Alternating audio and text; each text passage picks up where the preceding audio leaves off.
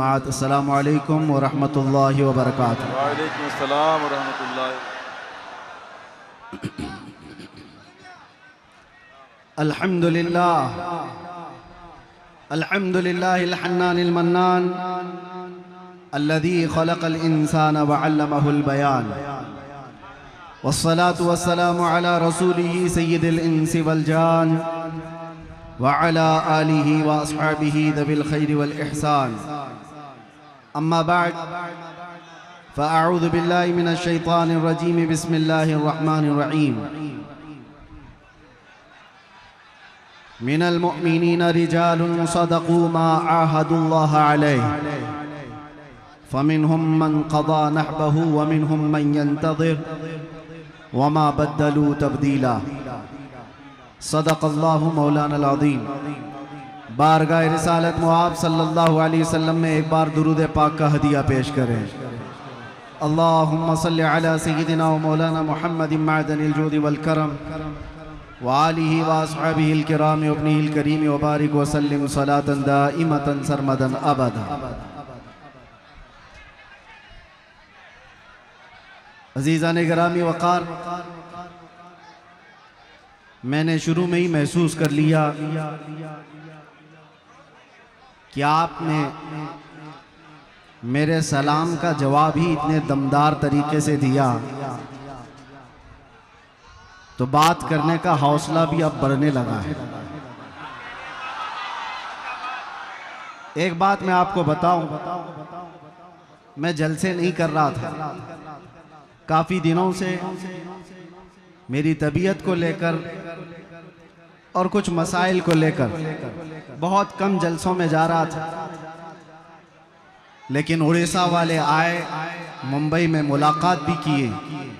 मैंने मना ही किया था, लेकिन घर जाने के बाद मेरी रूह ने झिंझोड़ करके कहा जलसे बंद नहीं होना चाहिए, वरना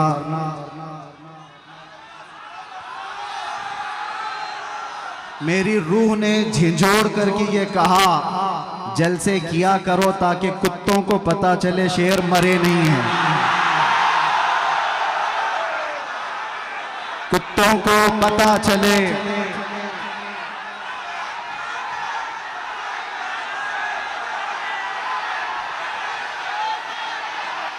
लब्बैक या रसूल अल्लाह, लब्बैक लब्बैक लब्बैक या रसूल अल्लाह, लब्बैक लब्बैक लब्बैक या रसूल अल्लाह, लब्बैक लब्बैक लब्बैक या रसूल अल्लाह।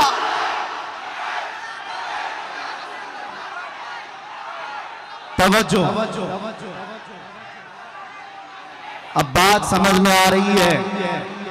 लोग हमसे कहते हैं जलसों में जाने से क्या होता है। मैं यही कहता हूं, एक जुमले से जब इतनी जान आ जाती है, एक जुमले से जब इतनी जान आ जाती है तो इसीलिए हमारी पूरी तकरीरों पर पाबंदी भी लगती है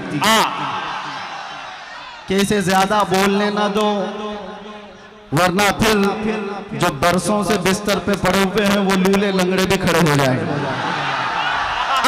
मैं ये अपनी तारीफ में नहीं कहता, यहाँ पर मुझे पता है हर तरह के डिपार्टमेंट के लोग भी आए होंगे, सब जगह होते हैं। खुफिया तरीके से भी हमारी सारी रिकॉर्डिंग करने वाले, मुझे सब पता है, मैं होशो हवास में बोलता हूं। मैं आज एक जुमला किसी साहब को पहुंचाना चाहता हूं। मेरे जेल में अंदर जाती ही चौकी पर पकड़कर मुझे तंज कसते हुए उसने कहा था अच्छी तरह से हमने तुम्हें दिखा दिया, अब कितना बोलोगे। और अच्छी तरह से तुम्हारी यहां पर दुर्गत बन गई है, 6 महीने 8 महीने गुजर गए, अब इसके बाद तो ठंडे पड़ी जाओगे। बहुतों को हमने यहां देखा है, आने के बाद सब गोशा नशीन हो जाते हैं। वो साहब तक मेरा पैगाम पहुंचता है तो मैं आज उनको जवाब दूंगा। तुम्हारी सोच के सांचों में ढल नहीं सकता, तुम्हारी सोच के सांचों में ढल नहीं सकता। जुबान काट लो, लहजा बदल नहीं सकता। मुझे भी क्या मौन का पुतला समझते हो? मुझे भी क्या मोम का पुतला समझते हो? तुम्हारी लौ से ये लोहा पिघल नहीं सकता। क्या कहना है? जिंदाबाद। इश्क रसूल सल्लल्लाहु ताला अलैहि वसल्लम की गर्मी लेकर जो चलता है, उसे किस बात का खौफ है, किस बात का डर है? कल भी हम यही कहते थे, खौफ ना रख रजा जरा, तू तो है अब्दे मुस्तफा।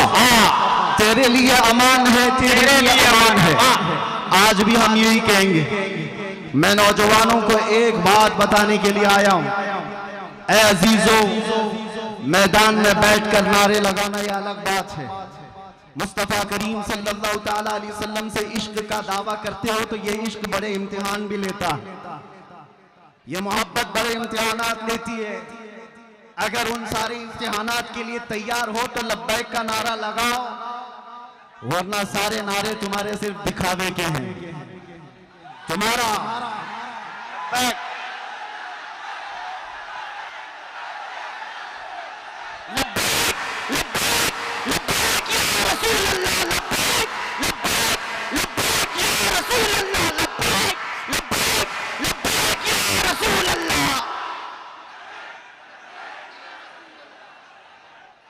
तवज्जो, आपसे मैं बदगुमान भी नहीं, उड़ीसा वाले और खास तौर पर रावरकिला वाले। 2 घंटे के मेरे सफर में हमारे साथ रकीब खान साहब ने बहुत कुछ आपकी दास्तानें सुनाई। कई लोग अंदर जाते हैं आते हैं, अंदर जाते हैं आते हैं। बहरहाल यहाँ का माहौल है अगर, तभी मैंने समझा कि इतने दूर दराज उड़ीसा के लोग मुझे क्यों बुला रहे हैं। इसलिए कि बुज़दिल लोग जल्दी मुझे बुलाते भी नहीं है।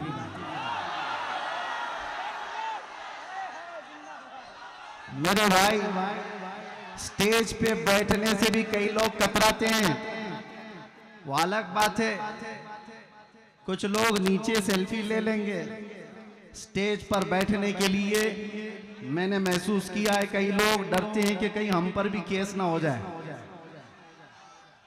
आपको पता है, करीब में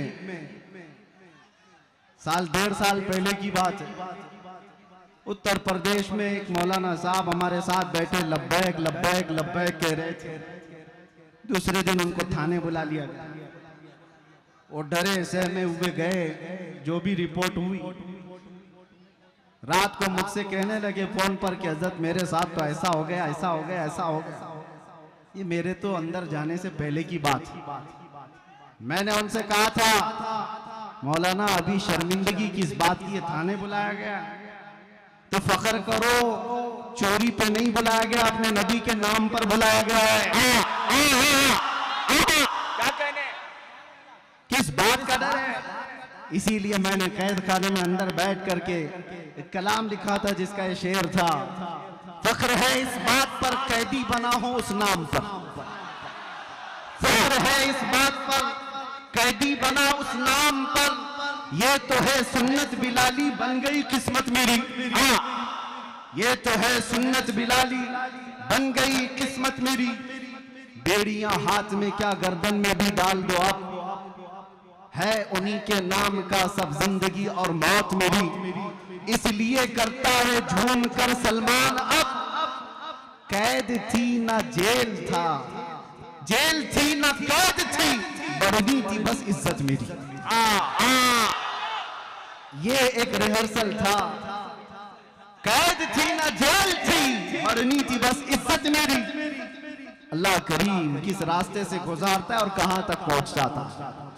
हम तफसीर पढ़ते थे कुरान अजीम में, सूरह यूसुफ को सैयदना यूसुफ अलैहिस्सलाम के भाइयों ने कुएं में डाला था, लेकिन अल्लाह करीम ने इंतजाम फरमाया, वो निकाले गए, बाजारे मिस्र में बेचे गए, फिर जेल भी गए। तकरीबन 10 साल से ज्यादा जेल काटी बगैर किसी गुनाह के, बगैर किसी जुर्म के। सबर आसान नहीं होता मेरे अजीजों। जेल के अंदर एक दिन जो साल भर के बराबर लगता है, उस नबी को याद करके बाहर रह करके वो फील नहीं कर सकते थे कि कैसा कैद काटा होगा बगैर जुर्म के। और उसके बाद वापस आते ही रब तबारक व तआला ने उनको वजीर आजम की कुर्सी पर बिठा दिया। जेल से निकले सीधे बादशाह के वजीर आजम की कुर्सी पर। ये मरहले होते हैं। रब तबारक व तआला फरमाता है वकज़ालिक मक्कन्ना लियूसुफ फिल अर्द, इसी तरह से हमने जमीन में यूसुफ को तकवीयत दी, करार दिया। ये रब के फैसले हैं। इसीलिए मैं कहता हूं मुझे जरा बराबर भी आर और ऐब महसूस नहीं होता। जेल में जाकर के आने वाला मुंह छुपाकर घूमता है, वो डर डर करके घूमता है। इज्जत चली गई, जेल चले गए थे। कसम रब्बे जुल जलाल की एक दिन भी ऐसा ख्याल नहीं आया, एक दिन भी ऐसा ख्याल नहीं आया। बल्कि मैं दुनिया को ये दिखाता हूं ये दीवानों का हुजूम क्यों है। आज दुनिया सेलिब्रिटीज को देखने के लिए भीड़ लगाती है और ये दीवानी उम्मत है मुस्तफा के कैदी को देखने के लिए भीड़ लगाती है। मिजाज कुछ और है, उम्मत का मिजाज कुछ और है।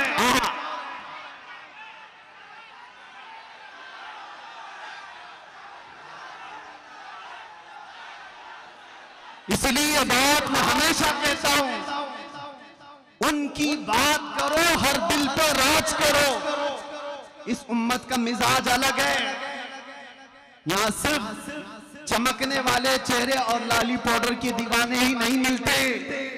हो सकता है हमारे जवान थोड़े इंटरटेनमेंट के चक्कर में ग्लिमर की दुनिया के पीछे भाग जाते होंगे, लेकिन इनका दिल चीर करके देखो तो इस ग्लिमर को ये किसी ना किसी दिन लात मारते हैं और फिर ये कहते हैं अपना सब कुछ गुंबद खजरा कल भी था और आज भी है। मेरे नबी से मेरा रिश्ता कल भी था और बस इस ईमान की बका मैं चाहता हूं मेरे अजीजों, तुम्हारे सीने में ये धड़कन बाकी रहे, ये इश्क़ मुस्तफा की लौ जलती रहे और तुम्हारी जिंदगी इसी तरह बरकरार रहेगी। हजार मीटिंगें करने दो खुफिया तरीके से तुम्हें मिटाने के लिए, इस्लाम को खत्म करने के लिए बड़े बड़े मंसूबे बनाने दो, तंजीमें बनाने दो, सारी तैयारियां कर लेने दो, हथियार खरीद लेने दो, सब चीजें हो जाने दो, लेकिन एक बात मुस्तफा सल्लल्लाहु ताला अलैहि वसल्लम की गर्मी राई के दाने के बराबर भी तुम्हारे सीनों के अंदर मौजूद होगी तो सारी दुनिया की ताकत मिलकर के भी तुम्हारा चेहरा देखने की हिम्मत नहीं कर सकेगी। क्या कहने जिंदाबाद नहीं ला सकेगी। इसीलिए तो इकबाल ने कहा था टल न सकते थे जंग में अगर हार जाते थे, पांव शेरों के भी मैदान से उखड़ जाते थे, हक से सरकश हुआ कोई तो बिगड़ जाते थे। अरे तेग क्या चीज है, हम तोप से भी लड़ जाते थे। ये हमारे आबा व अजदाद का शिवा रहा है, हमारे बुजुर्गों की जो असलाफ का तरीक़ेकार रहा है वो आपके सामने रख रहा हूं। आपको मैं मेरी पूरी तकरीरें छानबीन करके निकाल, वैसे तो आपसे ज्यादा तो गुजरात वालों ने निकाला है। मेरे ख्याल से रोजाना सुबह से शाम तक तकरीरी सुनते थे, हमारी सुनते सुनते निकाले, इसमें से कुछ तो निकाले, निकालते रहे। बहरहाल मैं एक बात बताऊं, पूरी तकरीरों में मेरे कहीं पर भी बताओ क्या मैंने तुम्हें नेजा, बंदूक, बारूद, बम, ये सारी चीजें हथियार जमा करने के लिए कभी एक बार भी कहा? ला करके दिखाओ। इसलिए कि हम उस गरीब नवाज के गुलामों में से हैं जो हिंदुस्तान आए थे तो गुदड़ी पहन करके आए थे और आज लाखों दिलों पर राज करते हैं। वो कौन सा तोप लेकर के आए थे, कौन से बंदूकें उठा करके आए थे? हाँ, उस जमाने में और भी बादशाह आए थे। शिहाबुद्दीन गौरी शिकस्त खा करके वापस जा रहा था, गरीब नवाज से मुलाकात हो गई थी, 8 फकीरों की जमात आ रही थी। उसने पूछा कि कहां जा रहे हैं? बाबा ने कहा हिंदुस्तान फतह करने जा रहे हैं। जो राजे महाराजों से लड़ करके वापस जा रहा था शिकस्त खा करके, वो 8 फकीरों की जमात को देखकर कहने लगा कि आपके पास क्या है जो आप मुल्क हिंद की फतह की बात कर रहे हो? सरकार गरीब नवाज ने फरमाया तुम में हम में फर्क ये है तुम हथियारों पे भरोसा करते हो, हम अल्लाह की जात पे भरोसा रखते हैं। मैं आपको भी यही कहता हूं, मैंने अपनी तकरीरों में कहीं कोई चीज जमा करने के लिए नहीं कहा अरे मियां ब्लेड भी रखोगे तो आतंकवादी कहलाओगे। हमारा तो हाल यही है, हर प्लास्टिक की चाकू भी रखोगे तो कल न्यूज में आ जाएगा, कल खबर बन जाएगी कि तुम्हारे पास फला फला चीजें थी। मैं इन तमाम बातों की तरफ नहीं तुम्हें ले जाना चाहता, बस एक बात है जो तुम्हें जमीन से उठाकर आसमान तक ले जाती है। वो बात क्या है कि मोहम्मद से वफा तूने, कि मोहम्मद से वफा तूने, तो हम तेरे हैं, ये जहां चीज है क्या, लौह कलम तेरे। अहले बैत अतहार की बात है यहां पर। आज मैं आपके सामने बताऊं, यह आपका जलसा जो हर साल मुहर्रम अल हराम में फजाइल अहले बैत पर किया जाता है। कौन है वो अहले बैत? हुजूर पाक सल्लल्लाहु ताला अलैहि वसल्लम का वो घराना जिनकी अजमत की आज हम कस्में उठाते हैं, जिनकी पाकी और बुजुर्गी की बातें आज हम करते हैं। लेकिन क्या कभी आपने ये देखा कि उनकी कुर्बानियां कितनी? अहले बैत में से मौला अली करमल्लाहु वजहुल करीम शहीद है, बड़े बेटे इमाम हसन शहीद है, दूसरे बेटे इमाम हुसैन शहीद है। नीचे नस्ल में आओ, ज़ैद इब्ने अली शहीद हैं। सब जुल्मन शहीद किए हुए लोग हैं। अहले बैत का पूरा घराना इस्लाम के लिए कुर्बान हुआ। अहले बैत का तज़किरा करने से पहले होश और हवास के साथ आपसे मैं कहना चाहता हूं, दिल में अगर हिम्मत है, जिगर है, तो ये सुनो और उनका नाम लो, वरना बुज़दिलों को ये ज़ेब नहीं देता करबला की दास्तान सुनना और सुनाना। बुज़दिलों का शिवा नहीं है ये। करबला रोने धोने और मातम करने के लिए नहीं सुनाए जाते। करबला इसलिए सुनाए जाते हैं कि बुझे हुए दिलों में ईमान ताजा हो जाए, 80 साल का बूढ़ा 25 साल का जवान लगने लगे। उसके अंदर जज्बा हो हक के साथ खड़े होने का और बातिल से डटकर मुकाबला करने का।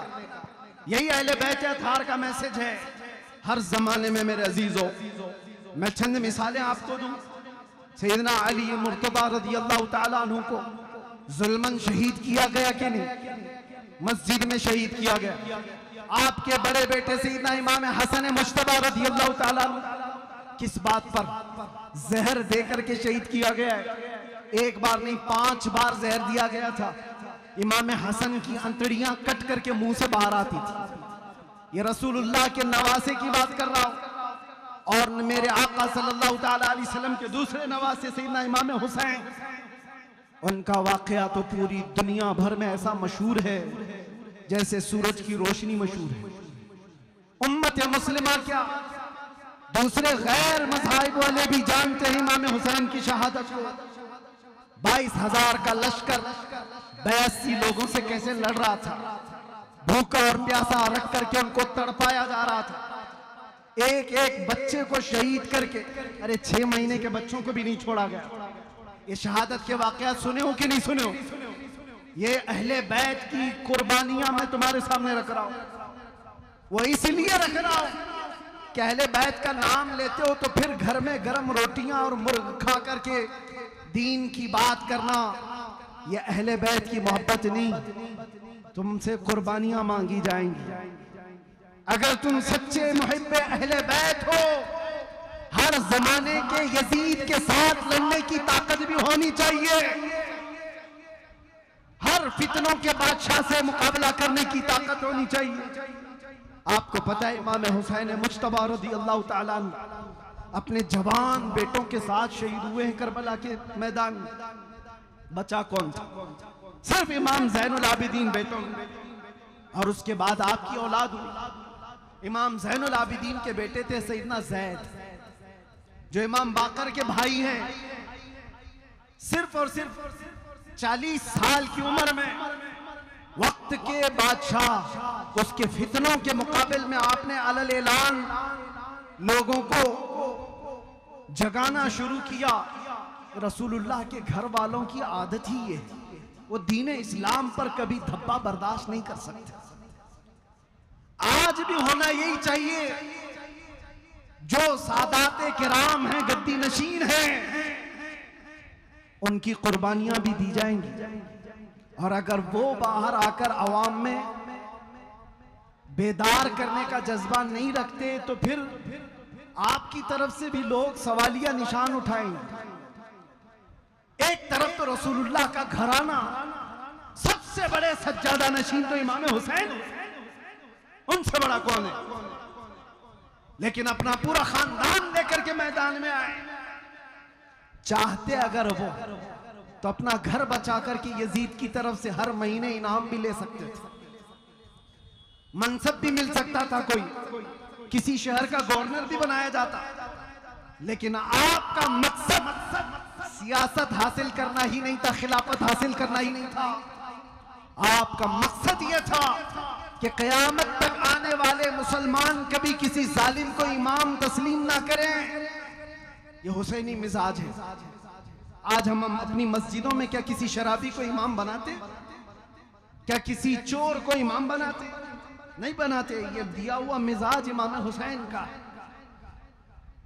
अगर वो इमाम मान लेते यजीद को तो हम भी कहते हमारी मस्जिद का इमाम चोर जानी हो जाए तो क्या फर्क पड़ता है? रसूलुल्लाह के नवासे जब उसको इमाम मान सकते हैं। इस मिजाज को वहीं पर खत्म किया गया। मैं हजरत ज़ैद इब्ने इमाम ज़ैनुल आबिदीन की बात कर रहा हूं। सिर्फ 40 साल की उम्र में हुकूमत के खिलाफ जब खड़े हुए थे, कितनी आजमाइशें हुई थी। कूफा वालों ने उनको भी बुलाया था। 50,000 लोगों ने हजरत ज़ैद के हाथ में भी बैत की थी। कूफा वालों की आदत ही है। और उसके बाद बनु उमैया का जालिम बादशाह हिशाम बिन अब्दुल मलिक आपको कत्ल करवा दिया। रास्ते में आपका सर अलग किया गया, दिमश्क ले जाया गया और धड़ को बाजार में रख करके आग लगाई, जलाया गया था। किसकी बात कर रहा हूं? रसूलुल्लाह के घराने की बात कर रहा हूं। इमाम ज़ैनुल आबिदीन के बेटे की बात कर रहा हूं। इतना ही नहीं, आगे चलो तो इमाम मूसा काजिम रज़ी अल्लाह ताला, इमाम जाफर सादिक के जो बेटे, जुबान में अल्लाह ने इतना असर अता किया था कि जब बोलते थे तो लोग दीवाने हो जाते। और ऐसी ही जुबानों से वक्त के तागूतों को डर लगता है। हर जालिम हुकूमत को हक बोलने वाली जुबान से सबसे ज्यादा डर लगता है।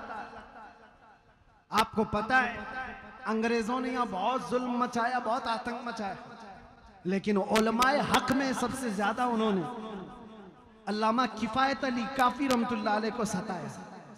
3000 अंग्रेजों ने मिलकर के गिरफ्तार किया था किफायत अली काफी। क्यों जानते हो? किफायत अली काफी की जुबान में अल्लाह ने ऐसा असर अता किया था, हजारों का मजमा सिर्फ उनकी जुबान पर तौबा कर लेता था। सब इश्क रसूल में झूमने लग जाते। अंग्रेजों ने यह महसूस किया था कि यह जुबान सलामत रहेगी तो फिर हमारा तख्ता सलामत नहीं रहेगा।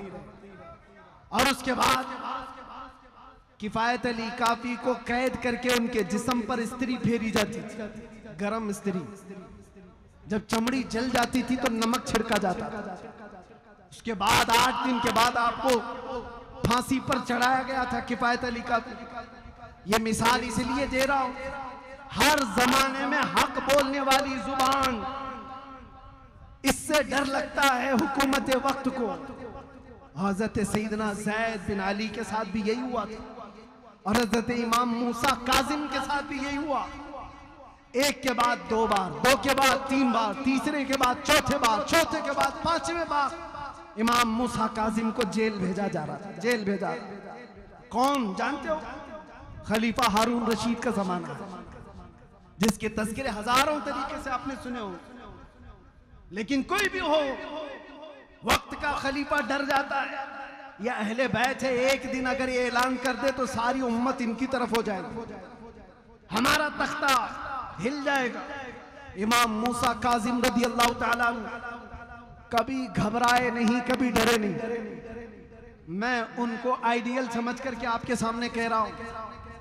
एक बार जेल जाकर आने के बाद लोग ये कहते हैं कि नहीं, बहुत संभल करके चलना चाहिए। बिल्कुल संभल के हम पहले भी चलते थे, आज भी, क्योंकि शराब नहीं पीते, हम नशे में नहीं रहते। एक ही नशा है, वो ताजदार मदीना का, वो खुमार असली खुमार है। हम झोले खाते हुए लोग नहीं है जिनको तुम नसीहत करो कि बहुत संभल के बोलना चाहिए। हाँ बिल्कुल संभल के, पहले भी होश में बोलते थे, आज भी। इमाम मूसा कासिम को देखा, जेल में रखा गया, फिर छोड़ा गया।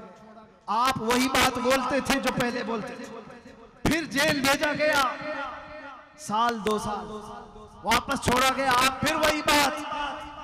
क्यों? हक बात से कोई समझौता नहीं होता। इसीलिए तो मैंने शुरू में ही ये शेर कहा, हमारा ये शिवा है, हमारे बुजुर्गों का, अहले बैत का ये शिवा है जो मैंने शेर पढ़ा है। तुम्हारी सोच के सांचों में ढल नहीं सकता, जुबान काट लो लहजा बदल नहीं सकता। ये सिर्फ मेरी बात नहीं, ये हमारे इमामों की बात है, इमामों की बात है। हर आलिम रब्बानी हक गो ये कहता रहा। बहुत दूर क्या, माजी करीब में जाएंगे तो शहजादे आला हजरत सैयदना सरकार मुफ्ती आजम हिंद के जमाने में हिंदुस्तान में एक डिक्टेटरशिप, एक इमरजेंसी हुकूमत कायम हुई थी। आपको पता होगा, बूढ़े लोगों को पता है, जवान लोगों को कहा, हम भी नहीं पैदा हुए थे, लेकिन उसका जमाना बताया जाता है। इंदिरा गांधी ने सारा होल एंड सोल अपने हाथ में रखा है, सारी चीजें कंट्रोल में। कोई आवाज उठाए तो मारो, अंदर करो। ये आज थोड़ी ना हो रहा है, इससे पहले कांग्रेस ने भी ये सब किया है। अंदर डालो जो भी बोलता है। उस जमाने में प्राइम मिनिस्टर ने यह फैसला किया था, आबादी कंट्रोल करने के लिए नसबंदी होनी चाहिए। बाकी सब मान लेंगे लेकिन मुसलमान नहीं मानेंगे, मुसलमानों के यहाँ ये हराम है। उन्होंने फिर सोचा कि बड़े बड़े दारुल उलूम से फतवे ले जाए, और कुछ दारुल उलूम तो इसीलिए बैठे ही हैं, फतवे दे भी दिए, फतवे दिए। मोहतरमा जैसा बोलेंगी वैसा दारुल उलूम चलेगा, और वही मोहतरमा बरेली भी भेजती है। वक्त का कुतुब मुफ्ती आजम कलम हाथ में लिए बैठा है। सवाल है हुकूमत वक्त की तरफ से नसबंदी के सिलसिले में कि हुकूमत ने कंपलसरी कर दिया है, लाजिम कर दिया है, कुछ तो मसलहत का बीच का रास्ता निकाला जाए। मुफ्ती आजम हिंद ने कहा 1400 साल क्या 14,000 साल भी हो जाए, शरीयत मुस्तफा में एक बाल बराबर भी तब्दीली नहीं आ सकती। कल भी नसबंदी हराम थी, आज भी नसबंदी हराम है। जानते हो मुस्तफा रजा का ये फतवा मुफ्ती आजम का जब निकला था तो प्रेस तक जला दिया गया था बरेली का। जहां से ये फतवा छप करके आया था वो प्रेस जला दिया गया। जो फतवा चिपकाने के लिए दीवारों पर जाते थे उनको पकड़कर कैद किया गया। हालात बड़े बेकाबू थे। मुफ्ती आजम के पास कुछ मुरीदीन ने आकर के कहा था कि सरकार अब क्या होगा, हुकूमत बहुत सख्त एक्शन ले चुकी है। आपने फरमाया होश के नाखुन लो, शरीयत मुस्तफा की बात कर रहे हो, फतवा नहीं बदलेगा, हुकूमत बदल जाएगी।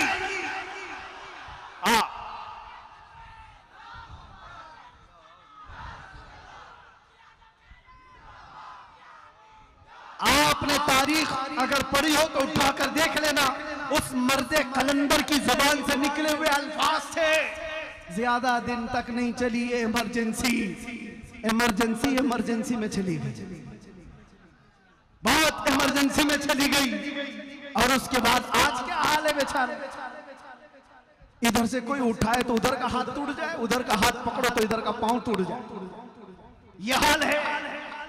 मैं आपसे कहता हूं एक बात हमेशा याद रखो, उस जमाने में भी मौलवी थे, मौलाना थे, बहुत सारे लोग थे जो उनकी हाँ में हाँ मिला करके मसलहतों की बात कर रहे थे। आज मुझे भी कहते हैं हालात बड़े नाजुक हैं, आप क्या बारूद के ढेर पर उम्मत को लाकर खड़ा करना चाहते हैं? जरा संभल के बोलिए। मैं उनसे कहता हूं याद रखना, बातिल के तलवे चाटने वालों की तारीख नहीं लिखी जाएगी, आंखों में आंखें मिलाकर बात करने वाले की तारीख क़यामत तक जिंदा रखी जाएगी।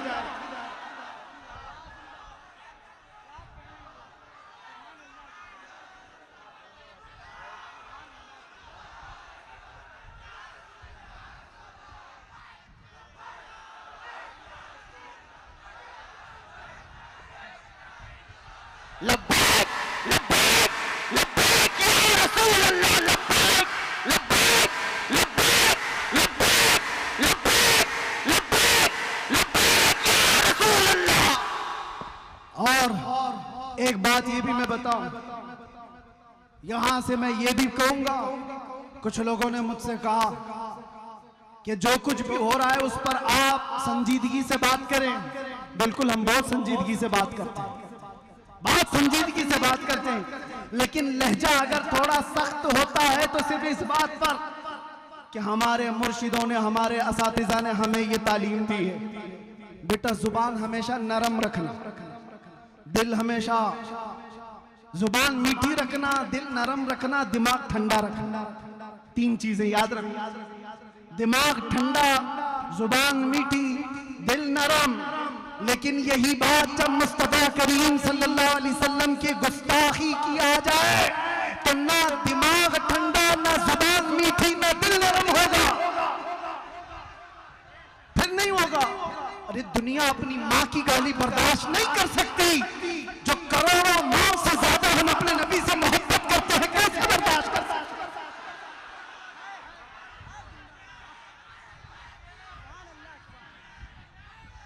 आज फिर पर उठाना शुरू कर दिया अगर किसी ने, और उनको ये लगता है कि हम नहीं बोलेंगे तो सुनो, तुम फिल्म बनाने की कोशिश कर रहे हो, हुजूर की शान में गुस्ताखी करते हुए कोई फिल्म बनाए, कोई कार्टून बनाए, कोई मैगजीन छापे, कोई ट्विटर पर कहे, कोई सोशल मीडिया पर बकवास करे, और तुम्हें लगता है कुछ नहीं होगा।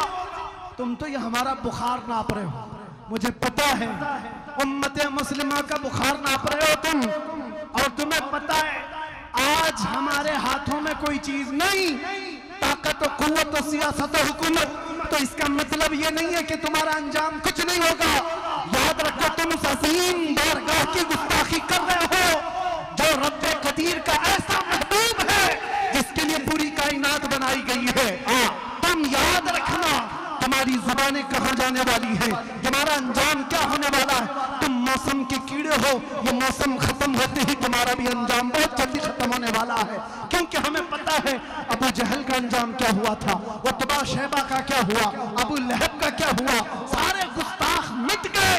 लेकिन आज तक उम्मत के दरमियान कोई चीज बाकी है तो सिद्दीक की सदाकत बाकी है, फारूक की अदालत के चर्चे बाकी है, उस्मान की सखावत के चर्चे बाकी है, हैदर कर्रार की शुजाअत के चर्चे बाकी है। अरे यजीद तो हुकूमत पर बैठा था, तख्त पर बैठा था, फौज उसकी, ताज उसका, तख्त उसका, हुसैन के पास कुछ नहीं था, लेकिन ढूंढ के निकालो कोई यजीद यजीद का नारा लगाने वाला अगर भूल करके किसी के मुसलमान के सामने कह भी दिया तो 2 तमाचे जोर के पड़ेंगे। हाँ, हमारा हर बच्चा अगर नारा लगाता है तो लब्बैक या हुसैन जरूर कहता है। वो कैसी हुसैनियत है जो 1400 साल के बाद भी ठंडी नहीं होती।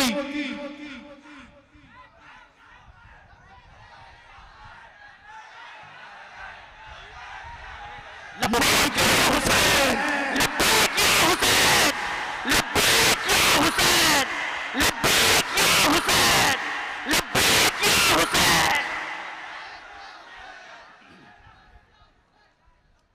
कुछ लोगों को यहां मैं ये बता दूं, क्यों मियां तुम लब्बैक लब्बैक क्यों कहते हो, क्यों कहते हो? और अपनी ही जमात में कुछ गद्दारों को इस बात से तकलीफ है, वो ये समझते हैं ये किसके लिए बोला जा रहा है, हुसैन के लिए, वो तो मर गए, मुआज़ल्लाह रब्बिल आलमीन, और तुम उनको कह रहे हो आए हुसैन हम हाजिर हैं। तुमने समझा ही नहीं हुसैन को। वो जो टुकड़े तुमने मैदान करबला में देखे, जाओ जरा जुबान खोलो, कुरान भी तुम्हें थप्पड़ लगाएगा। ला तक़ूलू लिमन युक़तलु फी सबीलिल्लाहि अमवात, अल्लाह की राह में जो मारे जाए उन्हें मुर्दा न कहो, वो जिंदा है। तुम्हें उसका शऊर नहीं। एक बात मैं आपको बताऊं मेरे अजीज, मरने से कभी डरना मत। मौत आएगी कि नहीं आएगी? अरे मुसलमान के लिए मौत तोहफा है। इधर आंख बंद हुई, उधर मुस्तफा की जियारत हुई। डरे वो जिसकी आंख बंद होने के बाद जलना है, जलना है, जलना है, जलना है। इधर आंख बंद हो, उधर मुस्तफा की जियारत हो, उसके लिए तोहफा नहीं है तो और क्या है? मौत खौफनाक हादसा नहीं, खूबसूरत तोहफा। अल मौत जसरुन यूसिलुल हबीब इलल हबीब। मौत एक ब्रिज का नाम है, एक हबीब को दूसरे हबीब से मिला देता। अब आपको मैं एक बात कहूं, कुरान का फलसफा तो समझो। एक जगह कुरान कहता है इन्नका ला तुस्मिउल मौता वला तुस्मिउस सुम्म दुआ। ऐ रसूल आप इनको नहीं सुना सकते, ये मुर्दा हैं। किसको कह रहा है कुरान? अबू जहल, उतबा, शहबा, ये जो जिंदा थे जमाने में, खा रहे हैं, पी रहे हैं, उठ रहे हैं, बैठ रहे हैं, बाजार में जा रहे हैं, सबसे बातचीत कर रहे हैं, और कुरान कहता है ये मुर्दा है। ऐ रसूल आप इनको नहीं सुना सकते, ये गूंगे बहरे मुर्दा है। और एक तरफ मैदान करबला, मैदान उहद, मैदान खंदक, मैदान बदर टुकड़े हो चुके हैं सहाबा के, और कुरान कह रहा है ला तक़ूलू लिमन युक़तलु फी सबीलिल्लाह। इनको मुर्दा मत कहो, इनके टुकड़े हो गए। कुरान कहता है इनको मुर्दा ना कहो, और जो चल फिर रहे हैं उनको कह रहा है ये मुर्दा है। क्या है? चल रहा है, फिर रहा है, बोल रहा है, चल रहा है, वो मुर्दा है, कट गया है टुकड़ों में, वो जिंदा है। कुरान का फैसला क्या है?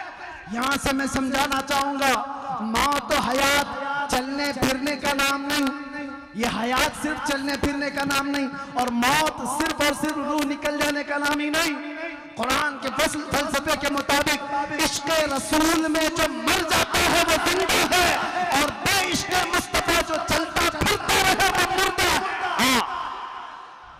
वो मुर्दा है।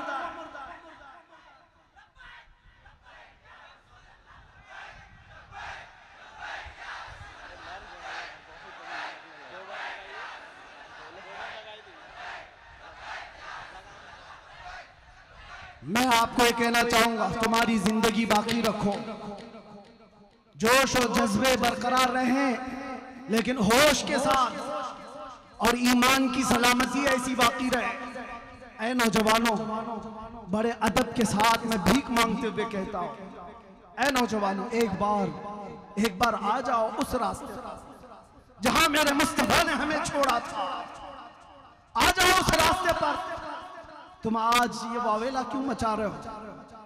फला उठा गुस्ताखी कर रहा है, फला उठा गुस्ताखी कर रहा है। क्या बर्दाश्त होती है तुमसे गुस्ताखी?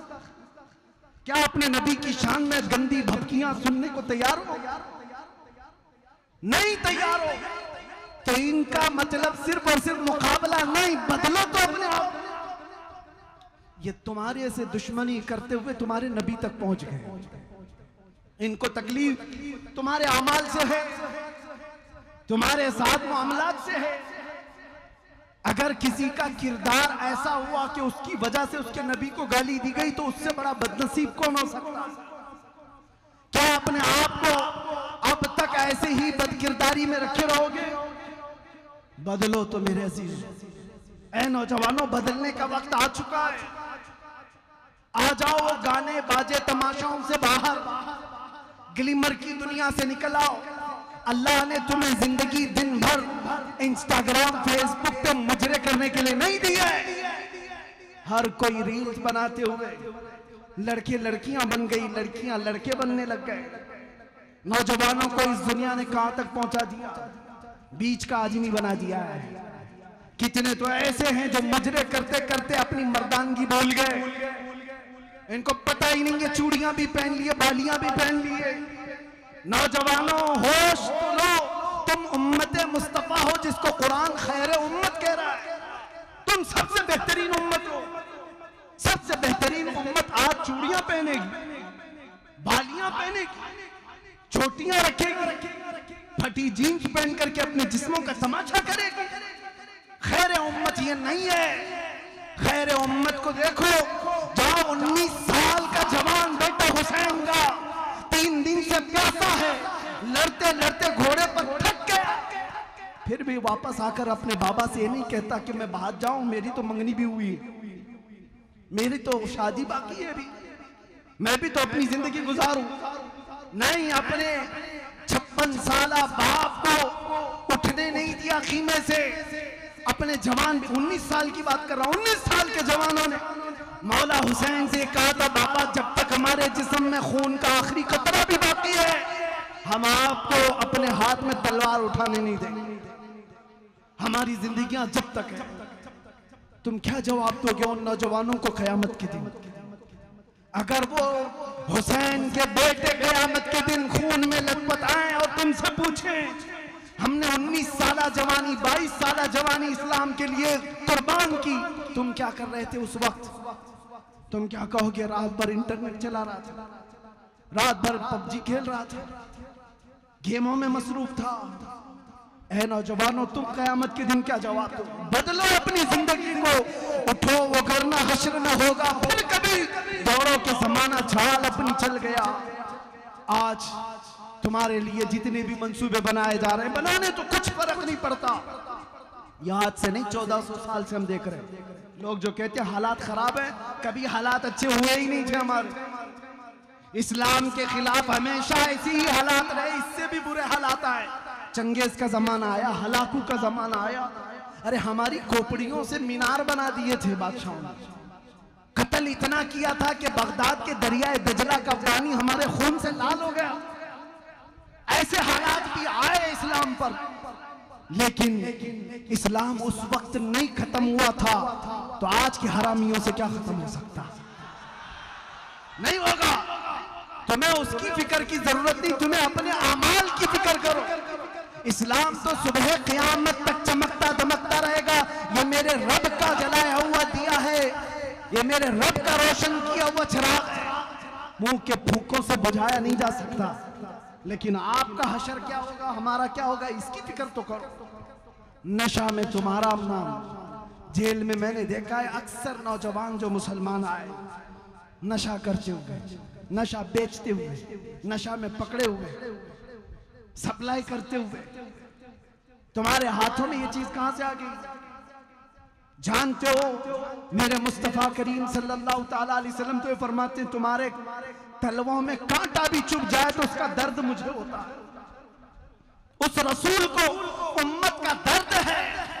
जब तुम नशे में अपनी आप को बर्बाद कर रहे होंगे तो क्या मेरे मुस्तफा को इसकी तकलीफ नहीं होती होगी?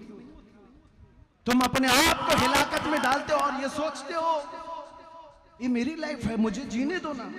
शराब पी रहा है कोई मत बोलो इसको, गुटखा खा रहा है कोई मत बोलो, बीड़ी सिगरेट में ऐसा मस्त हो गया है कि कैंसर होने के करीब है। कोई बोले तो आग बगोला, माँ बोले तो उसके खिलाफ, बीवी बोले तो उसके खिलाफ, बाप बोले तो उसके खिलाफ। तुम ये कहते हो मेरी अपनी लाइफ है, क्यों कोई इंटरफेयर कर रहा है? ए दीवाने, तुझे खबर क्या है तेरी अपनी लाइफ कब से हो गई? तेरी अपनी जिंदगी कब से हो गई? ये तेरी जिंदगी नहीं है। सुन मुर्शिदे गिरामी ताजु शरिया क्या कहकर गए थे? जिंदगी ये नहीं किसी की किसी के लिए, जिंदगी है नबी की नबी के लिए। ना समझ मरते हैं जिंदगी के लिए, जीना मरना है सब कुछ नबी के लिए। तुम समझते हो जिंदगी हमारी अपनी है, हम जैसे मर्जी चाहे वैसे जी लेंगे? नहीं, ये नबी के लिए दी हुई जिंदगी।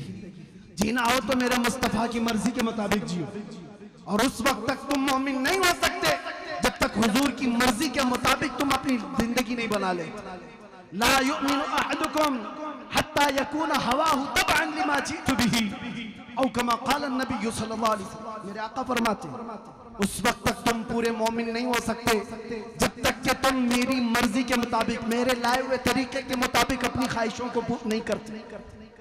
अपनी ख्वाहिशों के मुताबिक मत जियो, मुस्तफा की ख्वाहिश के मुताबिक जियो। यही सहाबा का मसलक, यही अहले बैत का पैगाम। अपनी लाइफ नहीं। आप थोड़ी सी बातें उन लोगों को भी मैं कह देता हूं। सबसे ज्यादा नुकसान हमें किस बात का है पता है? आज भी और पहले भी होता है, जमात के अंदर मौजूद मुनाफिकीन और गद्दारों से। नौजवानों, रोटी टुकड़े सिक्के के लिए कभी अपना ईमान मत बेचना। कितने ऐसे हैं जो मुखबिरी के काम पे लगे हुए हैं। पूरा नेटवर्क फैला हुआ है, पूरा नेटवर्क। किसकी जासूसी कर रहे हैं? 500 रुपए पकड़ा दिया पुलिस ने, इसकी खबर दे दो, उसकी खबर दे दो। तुम्हें पता है जासूसी का अजाब क्या है? अल्लाह की सारे फरिश्तों की उस पर लानत होती है, सारे सारे फरिश्तों की, मलाइका की और अल्लाह की लानत है उस पर जो मोमिनीन की टोह में लगा रहता है। मुझे आज भी वो बात याद आती है। मैं तो गया था, जब मुझे लेने आए थे ऐसा लग रहा था बारात जा रही है। मुझे तो मेरी शादी का भी उतना होश नहीं है कितने लोग आए थे, लेकिन ये जरूर है कि 200 इधर 200 उधर तो थे और सारे बारात की शक्ल में ले जा रहे थे। देखा भी होगा ना। मुझे उस बात का एहसास नहीं था क्योंकि दिल पाक था, कोई जुर्म करके आया नहीं था, इतना यकीन है। आज भी मैं बबांगे तहल कहता हूं, हमने कभी कोई खुफिया प्लानिंग की नहीं, सारी इन्वेस्टिगेशन हमारे खिलाफ हो रही थी। मैं आज भी कहता हूं, खुल करके कहता हूं, हम दीवार के पीछे बैठ करके या गुफे में बैठ करके वीडियो बनाने वाले लोग नहीं हैं। मजमे आम में कहते हैं इसलिए कि कोई खुफिया प्लानिंग देश के खिलाफ भी कभी नहीं किया, कभी आतंक फैलाने के लिए जवानों को नहीं जमा किया। जब बात किया, मिंबरे रसूल से बात किया, खुल करके कहा, हाँ अगर हुजूर की मोहब्बत का चर्चा करना जुर्म है तो ये जुर्म हम 1000 बार करें। इश्क अगर जुर्म है तो फांसी की सजा दो मुझको, इश्क अगर जुर्म है फांसी की सजा दो मुझको, दरे महबूब पे लेकिन ये सजा दी जाए, दरे महबूब पे लेकिन ये सजा दी जाए। मैं उन गद्दारों से कहता हूं, मैं जब गया बात पूरी कर लेने दो। इन्वेस्टिगेशन में बहुत सारी सवालात की बौछार, लेकिन पता है सामने बैठे हुए एक ऑफिसर हंस रहे, मुस्कुरा रहे, फोन में देखते, अरे मुफ्ती साहब आपकी तो ये तकरीर भी आ गई। थोड़ी देर के बाद, अरे मुफ्ती साहब आपकी ये क्लिप भी आ गई। कहा इतनी देर से आपके पास तो थोड़ी सी थी, आ रही कहां से? कहा आपके मौलाना लोग भेज रहे हैं, पीर साहब लोग भेज रहे हैं। मैं जानता हूं अच्छी तरह से, मैं कभी नाम जिक्र नहीं करूंगा। ये जो खबर पहुंचाने वाले लोग, दाढ़ी टोपी जुब्बे वाले, मसनद पर बैठ करके लोगों को गुमराह करने वाले, मुझे सब पता है। तुम जो खबरगिरी कर रहे थे, मैं नाम जाहिर नहीं करता, कयामत के दिन के लिए रखा हूं। इंशाअल्लाह देखेंगे कयामत का दिन जब कायम होगा, तुम किसके साथ खड़े रहोगे और हम किसके साथ खड़े रहेंगे। सुभान अल्लाह, सुभान अल्लाह। तुम क्या समझते हो? खबर दे करके मुसलमानों की, मेरी खबर दे रहे, इसमें भी पकड़ो मुफ्ती को, इसमें भी पकड़ो मुफ्ती को, क्लिप भेज भेज करके तुम वरगला रहे हो। साहब ऑफिसर वो खुद कह रहा है, मुफ्ती साहब आप डरो मत, आप घबराओ मत। ऐसे बहुत लोग हमारे पास, ऐसे बहुत लोग हैं। हम तो अपना वही काम करेंगे जो कानून की रूह से चलेगा, मुझे उससे आपत्ति नहीं है। उस ऑफिसर ने अपना काम किया होगा, लेकिन सवाल यह है, दाढ़ी टोपी रख करके जिनके नाम हमारे पास आए थे, जिनको तुम खबरें दे रहे थे, मैं उनसे पूछता हूं, तुम किस नबी का कलमा पढ़ते हो? जानते हो जब एक आदमी हुजूर की इज्जत की खातिर गया है, तुम उसके लिए कहते हो जल्दी मत छोड़ना इसको बाहर, जल्दी मत छोड़ना। अरे जालिमो, मौत तो हयात तुम्हारे हाथ में नहीं है, कहते बंद भी तुम्हारे हाथ में नहीं है। मुझे अच्छी तरह से पता था, मैं जा रहा हूं अंदर, मौत के बाद भी निकल सकता हूं, लेकिन ये यकीन था मेरे मुस्तफा जब तक चाहे अंदर बिठाएंगे और जब तक न चाहे तुम पूरी ताकत न करके भी मुझे एक मिनट के लिए रोक नहीं सकते। सुभान अल्लाह। नारे तकबीर, नारे रिसालत, मुफ्ती सलमान अजहरी साहब क़िबला, लब्बैक लब्बैक लब्बैक या रसूल अल्लाह, लब्बैक लब्बैक लब्बैक या रसूल अल्लाह, लब्बैक।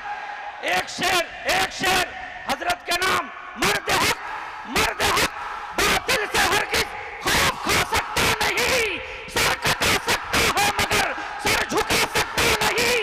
कत्ले हुसैन, अरे कत्ले हुसैन असल में मर्ग यजीद है, इस्लाम जिंदा होता है हर करबला के बाद।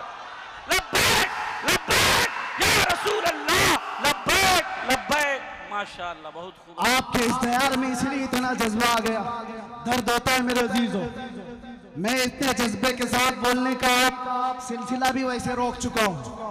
तबीयत अगरचे संभल नहीं पाती। 8 महीने पत्थरों पर सुलाकर मेरी कमर जो तुमने तोड़ दिया और उन्हें लगता है कि टूट गया। मेरे अजीजों, जिस्म टूटने से जुबान नहीं टूटती है। क्या और जुबान टूट जाए, होश नहीं टूटता, और होश टूट जाए तो ईमान कभी नहीं टूटता। सुभान अल्लाह, सुभान अल्लाह। वो तो मेरे नबी का दिया हुआ है, वो संभाला हुआ आमिना के लाल का है। और मैं उनसे कहता हूँ, नबी के नाम की रोटियां खाने वाले, नबी के नायब और नबी के आशिकों के साथ गद्दारी ना करो, गद्दारी ना करो। अनकरीब तुम्हारे पूरे चूल्हे हिलाए जाएंगे। तुमने जो मुनाफिकत की है, इस्लामी लिबास पहन करके जो जितने भी गद्दार मुनाफिक हैं, आप देखना, याद रखना, चंद दिनों के बाद ये ऐसे बेनकाब होंगे कि अल्लाह तबारक व तआला जलील और रस्वा करके इनको मारता है। ये कानून फितरत है। जो इधर इस तरह की हरकतें करते हैं वो बहुत जल्दी रुस्वा होते हैं, जिसको आम मुहावरे में हम क्या कहते हैं, धोबी का कुत्ता न घर का न घाट का। ये होगा। और हमने नहीं देखा है लखनऊ का वो कुत्ता जो धर्म बदल लिया था, नाम भी बदल लिया था, कहाँ चला गया? 2 साल हो गए, दिखता ही नहीं। सारे मीडिया वाले हौत कुर्सी पे बिठाते थे, साहब आप तो धर्म परिवर्तन करके आए हो मुसलमानों को वरगलाने के लिए, कि एक बदला तो हजारों बदलेंगे। उसको देखकर तो कोई कीड़ा भी नहीं बदलता। उसने सोचा होगा कि बदल करके बहुत फेम मिल जाएगा, शोहरत मिल जाएगी। अरे 6 महीने के बाद उन्होंने भी लात से मार के निकाल दी। वो पंडित तुम्हें कहां पालेंगे? तू वैसे ही बदला हुआ आदमी जो अपने दीन का नहीं रहा, वो हमारा क्या रहेगा? छोड़ दिया गया। आपने देखा है ना, आपने देखा है। मैं नाम इसलिए नहीं जिक्र करता कि ये मिंबर पाक है, पाक है, पाक रसूल का जिक्र है। शैतानों का जिक्र सिर्फ लानत के लिए होता है। लेकिन आपको याद दिलाने के लिए कह रहा हूं, बदल लिया, क्या हुआ? क्या इस्लाम में खलबली मच गई? हर कोई बदलने लगा? कुछ नहीं हुआ। बुरा तो तेरा हुआ। 100 साल पहले बरेली के इमाम ने कहा था, मुस्तफा करीम सल्लल्लाहु अलैहि वसल्लम के दरबार की तरफ देख करके, या रसूल अल्लाह, जो तेरे दर से यार फिरते हैं, दर बदर यूं ही खार फिरते हैं, दर बदर यूं ही खार फिरते हैं। जो हुजूर का नहीं हुआ वो किसी का नहीं हो सकता। इसलिए ऐ मुसलमानों, ऐसी गतिविधियों में मुलविस न रहो। तुम लोगों के आलयकार ना बनो। जानते हो सबसे ज्यादा नुकसानात गद्दारों से हुए। टीपू सुल्तान कैसे मारे गए थे? गद्दार से मारे गए थे। कौम के अंदर मौजूद गद्दारों ने उनको अंग्रेजों के हाथ दे दिया था। आप तारीख उठा करके देख लो, हर जमाने में ऐसे लोग मौजूद रहे जो गद्दारों की वजह से, मुनाफिकीन की वजह से नुकसान उठाए जाते हैं। हिंदुस्तान की सरजमीन पर भी ऐसे बहुत सारे जय्यद उलमा हैं जिनको फंसाने के लिए, जिनको सजाए मौत दिलाने के लिए बहुत सारे टोपी वाले काम कर रहे हैं। ये बजाय टोपी और दाढ़ी वाले, इनका कोई ईमान नहीं होता। अगर तुम भी ऐसी 2 टकों के लोग हो तो तुमसे मेरा खिताब नहीं। और अगर तुम आमिना के लाल के दरबार के भिखारी हो तो अपनी इज्जत नफ्स संभाल करके रखना। करोड़ क्या 10 करोड़ भी कोई दे, गद्दारी मुस्तफा से कभी न करना। ठोकर मार देना दुनिया की दौलत को और फख्र के साथ कहना, मेरे साथ तो कायनात की बहुत दौलत है कि यहाँ भी मुझे ऊपर ले जाएगी, कब्र में भी और हशर में भी। और फिर ये पुकार कर दुनिया से ये कहना, बतला दो गुस्ताख नबी को, गैरत सुन्नी जिंदा है, उनके नाम पे मर मिटने का जज्बा कल भी था, कल भी था, कल भी था। लब्बैक या रसूल अल्लाह, लब्बैक या रसूल अल्लाह, लब्बैक या रसूल अल्लाह। रावर किला के तमाम मुसलमान खुश रहे, आबाद रहे। मुजाहिदे मिल्लत की ये सरजमीन पर हमेशा मुजाहिद पैदा होते रहे। आखिर